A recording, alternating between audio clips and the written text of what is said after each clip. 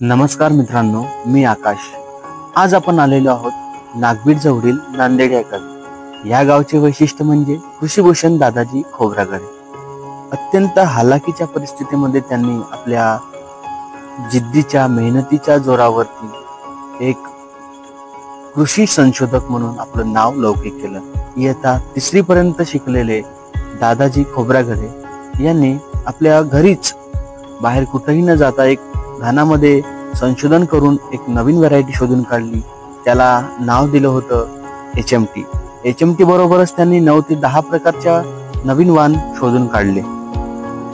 महाराष्ट्र शासनाच्या वतीने दादाजी खोब्रागडे यांच्या कार्याला सन्मान म्हणून 2006 साली महाराष्ट्र राज्य शासनाचा वसंतराव नाईक कृषीभूषण पुरस्कार देऊन त्यांच्या कार्याचा सन्मान करण्यात आला। धन्यवाद।